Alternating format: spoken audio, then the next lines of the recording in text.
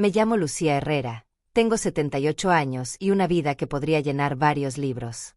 Hoy, desde la ventana de mi pequeña casa en Querétaro, observo a mis nietos correr por el jardín y pienso en todo lo que debí atravesar para llegar hasta este momento. Durante mucho tiempo, callé una verdad tan pesada que me robó el aire. Una historia que empezó hace más de medio siglo, cuando todavía creía que el mundo era justo. Crecí en un hogar donde las apariencias lo eran todo. Mi padre, Mauricio Herrera, era un hombre respetado en el pueblo, dueño de tierras, siempre con corbata y voz firme. Mi madre, Elena, vivía bajo su sombra, obedeciendo cada palabra sin cuestionar. En casa no se hablaba de amor, solo de deberes y reputación. Desde pequeña entendí que los secretos se guardaban aunque dolieran, porque las familias decentes no daban de qué hablar. Tenía 17 años cuando conocí a Daniel, un joven carpintero con manos firmes y sonrisa sincera. Él fue mi primera ilusión, mi escape de aquella casa llena de silencios. Hablábamos de casarnos, de irnos a la ciudad, de tener una vida lejos del control de mi padre. Por primera vez me sentía libre. Pero la libertad duró poco. La noche antes de mi boda, mi padre entró a mi habitación. El olor a alcohol llenó el aire. Nunca olvidaré su rostro ni el sonido de la puerta cerrándose tras él. Intenté gritar, pero me tapó la boca. Lo que sucedió esa noche fue algo que ninguna hija debería soportar. Al amanecer, todo siguió como si nada. Nadie notó mis lágrimas ni mis manos temblando. Mi madre evitó mirarme a los ojos. En esa casa, el silencio era ley. Aún así, me casé con Daniel. No tuve valor para decirle lo que había pasado. Lo amaba demasiado como para perderlo, pero no lo suficiente como para confiarle mi vergüenza. Meses después, descubrí que estaba embarazada. Fue entonces cuando el miedo me desgarró por dentro. Sabía que esa vida que crecía en mi vientre no era fruto del amor, sino del horror. Pensé en desaparecer, en huir, pero Daniel me abrazó al ver mi angustia. «No estás sola», me dijo. Le mentí. Le dije que el bebé era suyo. Y aunque el peso de esa mentira me aplastaba, también me salvó. Cuando nació mi hija, la llamamos Valeria. Recuerdo el momento en que la tuve entre mis brazos. Sentí un amor tan puro que todo el dolor se desvaneció, al menos por un instante. Decidí criarla como si nada malo hubiera pasado. Daniel nunca sospechó. Se convirtió en un padre dedicado, trabajador, amoroso. Y durante muchos años creí que el pasado se había quedado atrás. Nos mudamos a la Ciudad de México, buscando empezar de nuevo. Allí nadie conocía nuestro apellido ni la historia que dejábamos atrás. Daniel abrió un pequeño taller y yo me dediqué a cuidar a Valeria. Éramos felices. Al menos, eso intentaba creer. Pero los recuerdos no se borran. Solo duermen, esperando el momento de despertar. Cada vez que Valeria cumplía un año más, veía en su rostro la sombra de mi padre. Era como si la vida me recordara constantemente de dónde venía. Y aún así, la amé con todo mi ser. Juraba que mi hija nunca conocería el miedo, que nunca estaría cerca de un hombre como Mauricio. Pero el destino, cruel e insistente, tenía otros planes. Años después, cuando Valeria cumplió 18, un nuevo nombre apareció en nuestras vidas. Un hombre mayor, carismático, que decía admirar su inteligencia. Se presentó como señor Morales. Y sin saberlo, mi hija acababa de abrir la puerta al mismo monstruo que me había destrozado la vida. El tiempo pasaba y mi hija Valeria crecía sin saber nada del pasado que la había traído al mundo. Era alegre, curiosa, con una luz que parecía borrar cualquier sombra. Daniel la adoraba, era su orgullo, su razón para levantarse cada mañana. Yo, en cambio, vivía en constante alerta. A veces, mientras la peinaba, veía en ella los mismos ojos oscuros de mi padre, la misma mirada intensa. No podía evitar el escalofrío que me recorría. Pero me repetía una y otra vez que Valeria no tenía la culpa de nada. Un día, Daniel llegó con una noticia. Conocí a un hombre que podría ayudarme a expandir el taller, dijo emocionado. Tiene buenos contactos en Monterrey. Ese hombre era Arturo Morales. Un empresario con modales refinados, sonrisa amable y una forma de hablar que inspiraba confianza. Daniel lo invitó a cenar para agradecerle. Fue entonces cuando lo vi por primera vez. No sé cómo describirlo. Fue como si el tiempo retrocediera de golpe.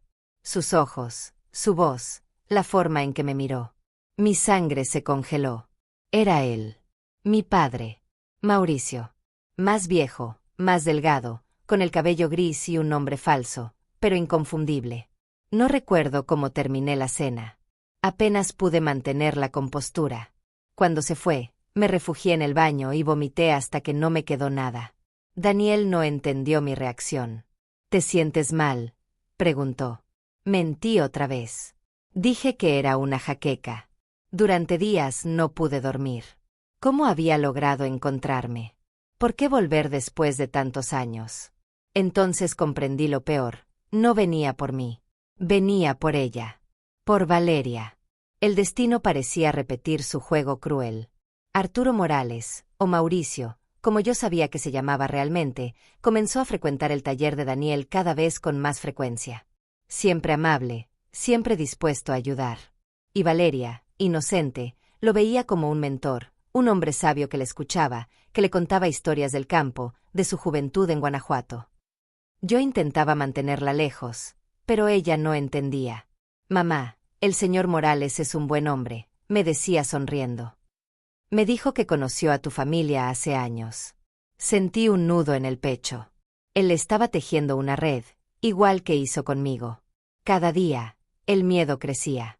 Quise contarle a Daniel la verdad, pero ¿cómo hacerlo sin destruirlo todo? Si le decía quién era ese hombre, también tendría que confesarle quién era en realidad el padre de su hija. Me sentía atrapada, acorralada por un secreto que ya no solo me pertenecía. Pasaron los meses. Una tarde, Valeria no regresó a casa a la hora habitual. La busqué por todos lados, el mercado, el parque, la escuela. Nada. Daniel estaba furioso, pensaba que era una simple rebeldía juvenil. Pero yo lo sabía. Era él. La encontramos al día siguiente, en una pensión barata en las afueras de la ciudad. Estaba en shock, su ropa desordenada, la mirada perdida. No hizo falta que dijera una palabra. Supe exactamente lo que había pasado, porque yo también lo había vivido. Lloró durante días sin poder hablar. Daniel creyó que había sido víctima de un desconocido. Yo no lo corregí. No podía. Cargué con la culpa de haber permitido que el monstruo regresara, que el mismo horror se repitiera en la sangre de mi propia hija. Pasaron los años. Valeria se recuperó poco a poco, aunque una parte de ella murió esa noche. Nunca volvió a ser la misma. Yo la protegí como pude, la alejé del mundo, pero la vida insistía en avanzar. Y el destino, en seguir probándonos. Tiempo después, Valeria conoció a Sebastián, un joven médico voluntarioso que trabajaba en un hospital comunitario. Con él volvió a sonreír. Yo lo observaba con miedo, temiendo que todo se repitiera de nuevo, pero Sebastián era distinto. Honesto. Bondadoso. Parecía el tipo de hombre que podría curar las heridas que el tiempo no había logrado cerrar. Se comprometieron. Y por primera vez, en décadas, creí que el pasado quedaría sepultado para siempre. Hasta el día en que Valeria se acercó a mí, con el rostro pálido, y me dijo con voz temblorosa: «Mamá, tengo que contarte algo. Estoy embarazada». Sentí alegría y terror al mismo tiempo. Pero lo que vino después, destruyó todo en un solo golpe. Cuando escuché a Valeria decir que estaba embarazada, sentí que el suelo desaparecía bajo mis pies. La abracé con ternura, intentando disimular el temblor en mis manos. «Mi amor», dije en un susurro, «¿y Sebastián? ¿Ya lo sabe?». Ella asintió, pero sus ojos no tenían brillo. «Sí, mamá, pero hay algo más». El silencio que siguió fue eterno. Supe que lo que venía no sería fácil de escuchar. «No es de Sebastián», confesó finalmente, rompiéndose. «Es de él». No necesitó decir más. El horror que creía haber enterrado volvió a alzarse ante mí, más cruel que nunca. Mauricio había vuelto a tocar lo que más amaba. Por un momento, creí que me desmayaría. Todo giraba a mi alrededor. «¿Cómo pudo encontrarte?», pregunté apenas con voz. «Pensé que ya no sabías de él». Valeria sollozaba. «Se apareció hace semanas. Mamá. Me buscó en la calle, me dijo que quería disculparse, que estaba enfermo, que necesitaba verme una última vez». «Valeria, no», grité con el alma desgarrada. «No sabías quién era realmente». Ella negó lentamente. Sí lo sabía, mamá. Lo supe cuando lo vi. Pero quise creer que esta vez sería distinto. Que quizás, después de tanto, realmente se había arrepentido. Y ahí entendí algo terrible. El dolor también se hereda. Mi silencio, mis secretos, habían permitido que la historia se repitiera. Aquella noche, cuando Daniel regresó a casa, no pude ocultarlo más. Le conté toda la verdad, la violación, la huida, el cambio de nombres, el engaño. Todo. Lo vi romperse. Un hombre que había sostenido el mundo con las manos, ahora temblaba frente a mí. Entonces, murmuró con la voz quebrada, Valeria no es mi hija biológica. Pero tú eres su padre, le dije con fuerza. El único que ha estado ahí, que la amó, que la protegió. Eso no lo cambia nadie. Daniel se llevó las manos al rostro. Lloró como nunca lo había hecho. Después, se levantó con una determinación feroz. No permitiré que ese desgraciado vuelva a tocarlas. Ni a ti, ni a Valeria. Y así fue. Por primera vez en muchos años, decidimos dejar de huir. Con la ayuda de Renato, un amigo abogado de Daniel, nos reunimos para denunciar formalmente a Mauricio. Renato escuchó la historia sin interrumpir, tomando notas, haciendo preguntas precisas.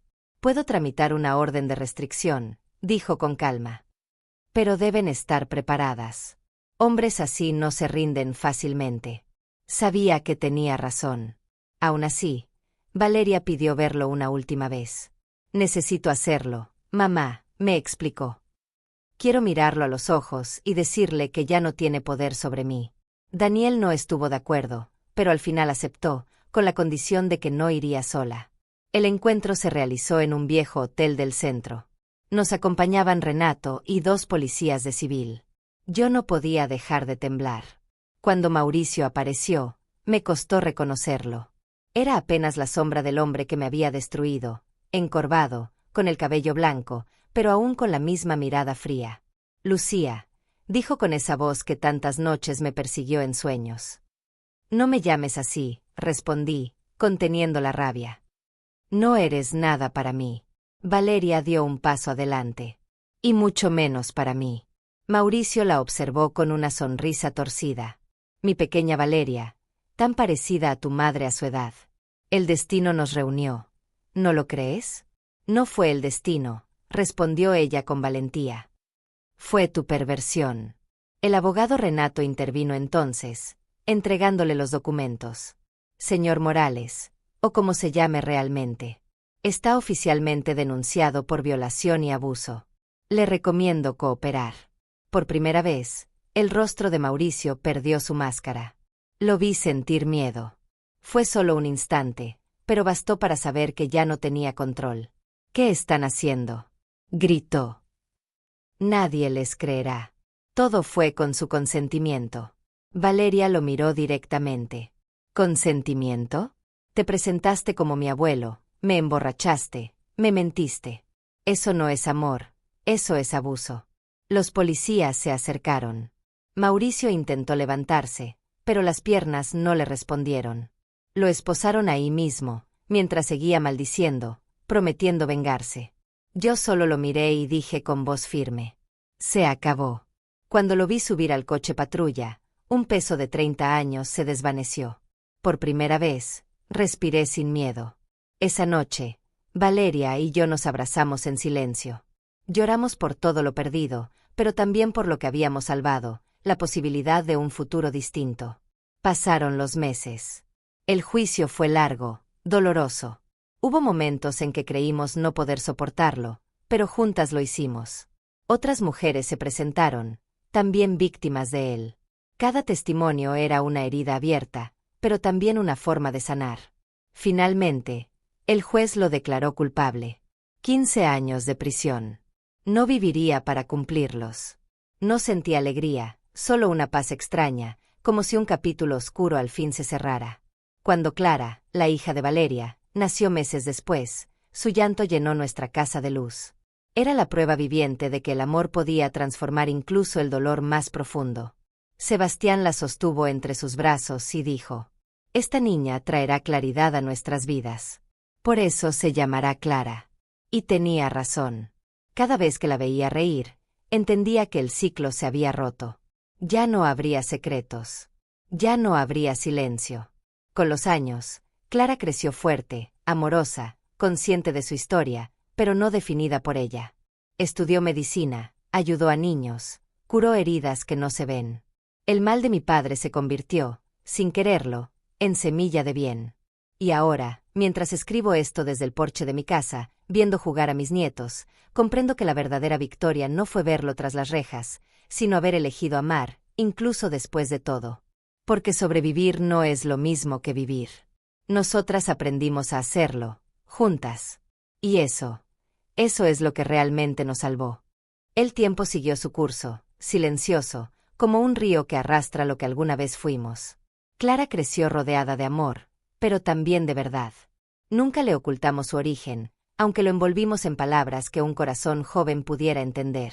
Le dijimos que su madre había sido muy valiente, que había enfrentado a la oscuridad para que ella pudiera nacer en la luz. Valeria encontró en la maternidad una nueva forma de sanar. No fue fácil. Hubo noches en las que el pasado regresaba en sueños, con sombras que parecían no desvanecerse.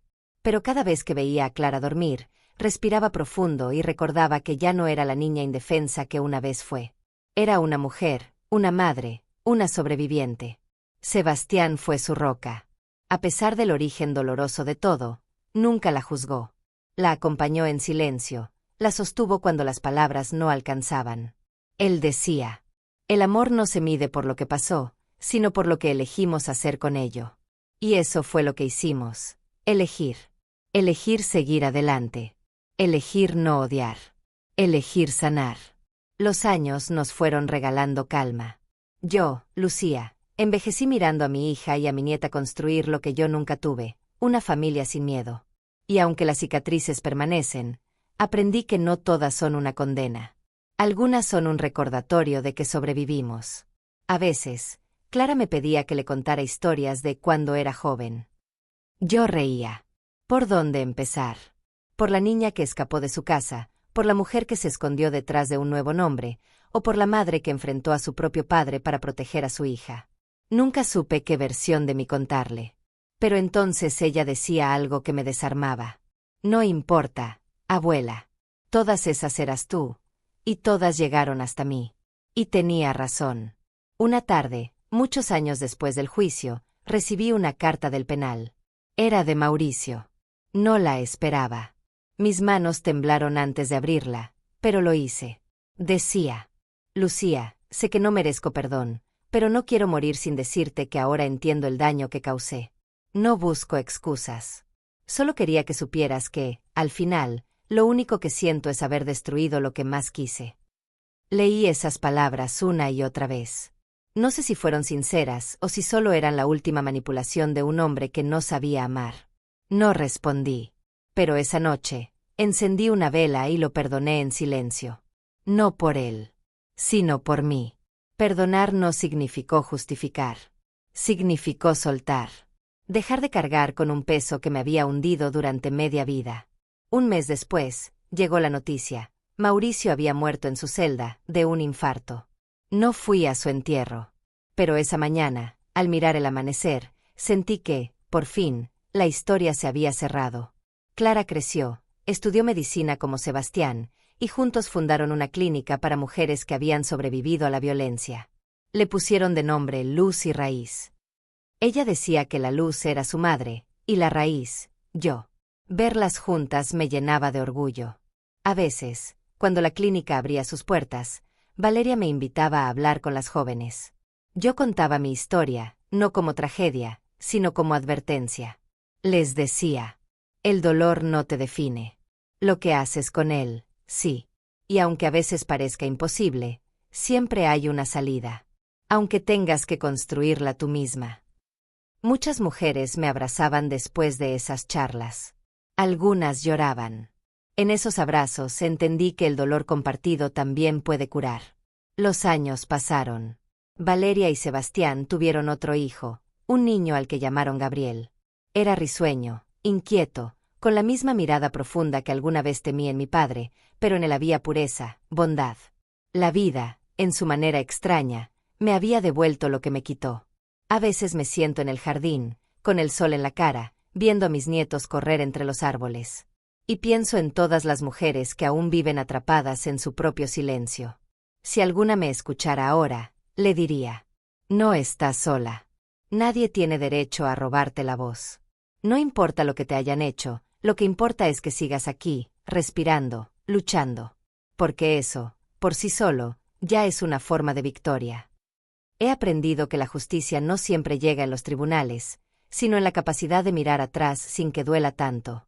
Y que a veces, los monstruos mueren mucho antes de que su cuerpo deje de respirar. Hoy, mientras escribo estas palabras, sé que mi historia no fue perfecta. Pero también sé que el amor fue más fuerte que la sangre, que el dolor, que el miedo. Y si alguien me preguntara qué aprendí después de tanto, respondería: aprendí que el pasado puede doler, pero no tiene por qué repetirse. Aprendí que romper el silencio también salva vidas. Y sobre todo, aprendí que el amor verdadero no nace del olvido, sino del perdón. Cierro el cuaderno, respiro profundo y sonrío. En la distancia, escucho a Clara reír. Y por primera vez, sin lágrimas, puedo decirlo en voz alta: estamos libres.